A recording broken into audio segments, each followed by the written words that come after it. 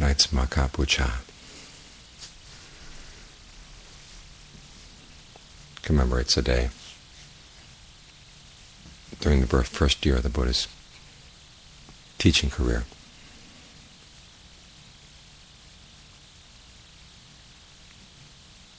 After he converted the 1,000 fire-worshipping ascetics with a fire sermon,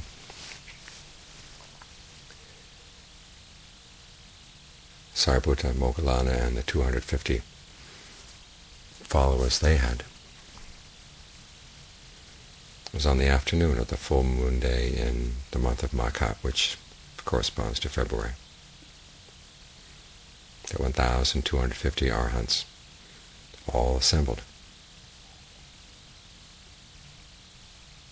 without any previous invitation.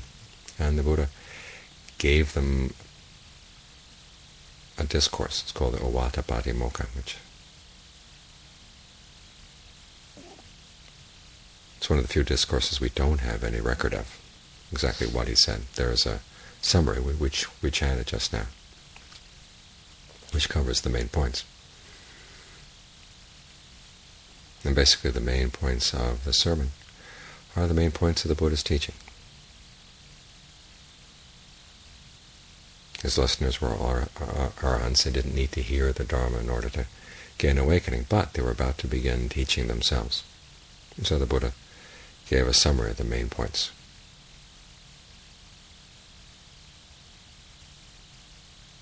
First point is that khanti, patience, endurance,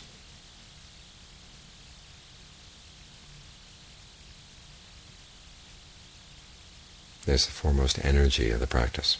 The word they use, tapas, means the kind of fire that you create through your meditation. There are old stories about people meditating really hard, and the fire of their meditation gets so hot that it warms the seat of Indra or Brahma, and they have to come down and check out what this person is meditating for.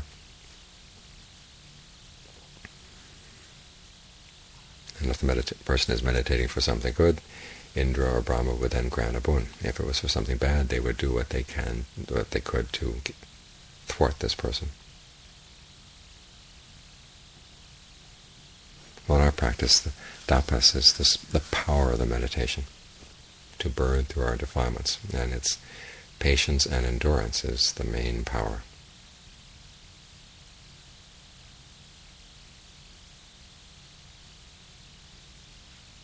So keep this in mind as you're meditating. When things get tough, when there's pain, where there's physical pain, mental discouragement, learn just to sit through it. That's the beginning. You don't want to stop just there. We're not here just for patience and endurance. But it underlies your ability to see things you otherwise would back away from. One of the reasons we don't go beyond pain in our practice is because we back away from it. And when we back away from it, we can't see it for what it is. Can't gain any insight.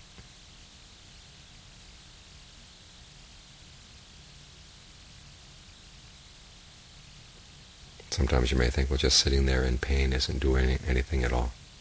It's an important perfection of the character, to be able to sit with things, to endure things.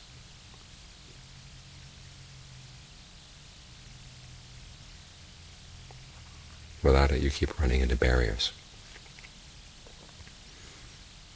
And the more it becomes habitual to back off, then the more difficult it is to actually see anything for what it is.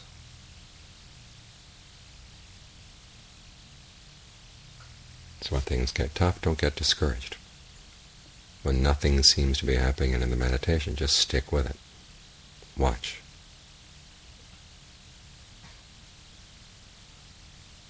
Because many times it's amidst of a dry patch like that that something finally becomes clear,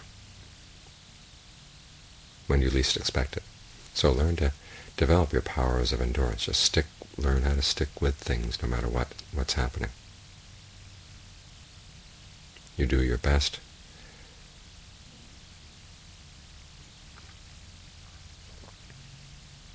to alleviate whatever pain there may be, through the breath, through the way you focus on things. But many times there will come a point where nothing you could figure out with the breath helps, nothing you could figure out with the way you focus the mind will help. So you've just got to watch, so you can learn something new.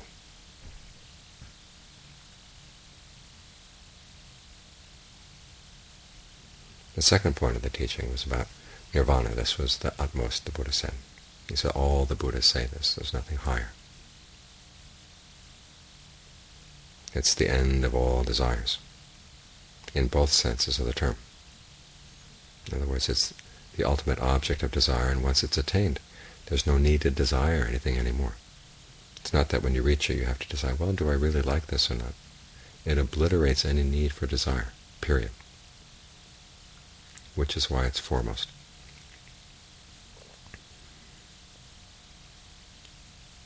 We often hear that the Buddha taught acceptance and equanimity.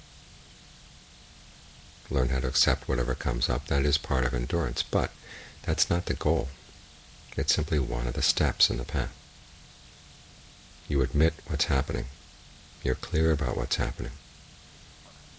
But you also want to see, where is there a lack? Where is there still suffering in what's happening? What can you do to overcome it so there's no lack at all, no limitation at all in the mind?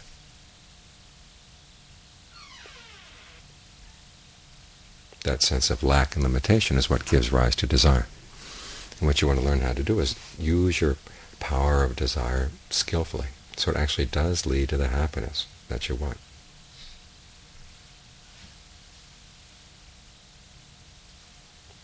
And if you can't go all the way to nirvana, at least focus your desires on the path. Develop a desire for right view, right resolve, right speech, right action, right livelihood, right effort, right mindfulness, right concentration, all the way down the line. Desires for these things are fruitful. We sometimes think the Buddha gave only one role for desire, and that's as the cause of suffering. But that's not true. Unskillful desire is the cause of suffering. Skillful desire forms the path, energizes the path. You have to, as the Buddha says, generate desire, arouse your persistence, uphold and exert your intent. All these things build on desire for what's right, for true happiness.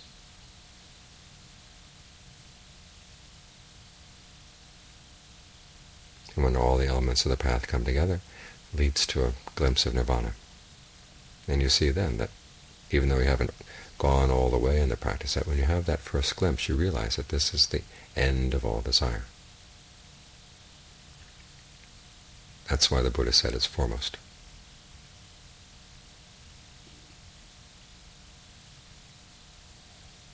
Another important part of the Ovada Patimokkha was a passage that is many times called the heart of the Buddha's teachings. In other words, not doing any evil, becoming consummate in what's skillful, and then purifying the mind.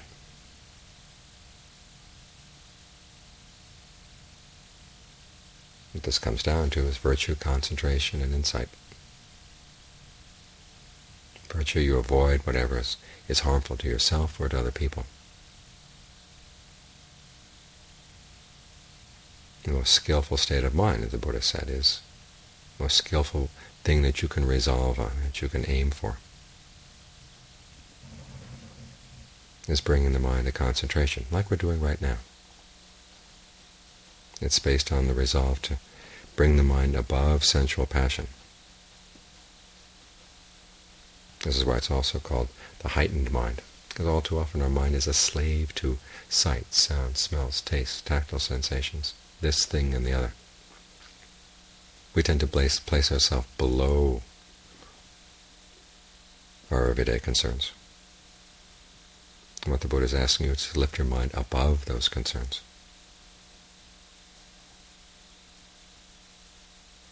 Your main concern in life should be just this, to do the skillful thing, be willing to learn what the skillful thing to do may be in any situation. You may not get there, but always try to hold to that intention to want to learn.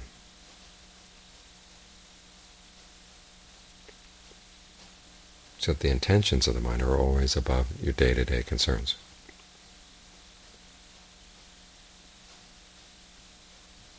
This desire to be skillful, this is what leads the mind to concentration, and it goes beyond that. You begin purifying the mind. In other words, you gain insight into the ways the mind creates suffering for itself, and you learn to let go. You do this bit by bit by bit, even as you're practicing the precepts, developing the mind in concentration. But when there's real discernment, real insight into seeing the mind as it's creating unnecessary suffering for itself, right then and there,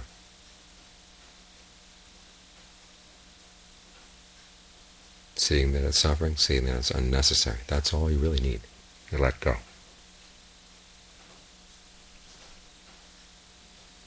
This is how you purify the mind, seeing where you're causing unnecessary stress. As the Buddha told Rahula, you have to look at what you're doing, both in physical action and word, and especially in the mind, seeing where you're causing harm by the way you think. That's how the mind gets purified. And you can see that kind of thing only when the mind is really still. But once you see it and you realize it's unnecessary, you're automatically going to let go. That's what cleanses the mind. That's what purifies the mind, makes it bright. Because otherwise we're filled with all kinds of ignorance, which darkens our awareness. And there's nobody else who darkens it. Sometimes we pick up strange ideas from other people, but if the mind didn't have that problem of ignorance to begin with, it wouldn't pick up those strange ideas. Nobody could fool it, but the fact that it's always ready to be fooled, that's why we pick up wrong views from the people around us.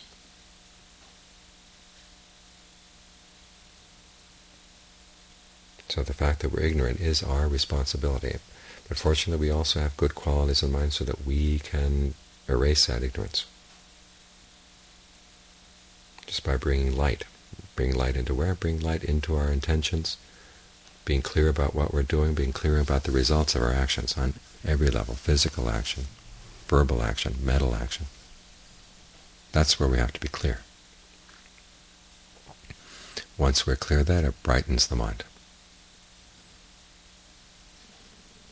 And once you bring brightness to the mind, as Ajahn Sawat used to say, you don't have to go tearing apart the darkness. The brightness itself, that moment of insight, that makes all the difference right there. Clears everything up.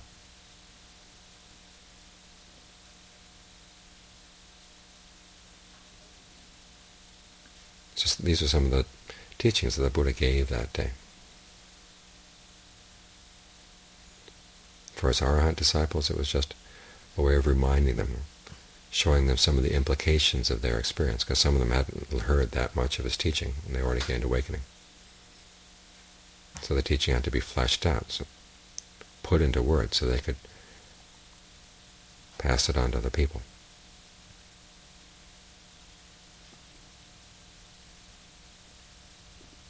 But for us, the teachings show the way to practice. The basic principles we should always keep in mind, so that we can someday see what they saw. And in the meantime, learn how to create less and less suffering for ourselves and the people around us.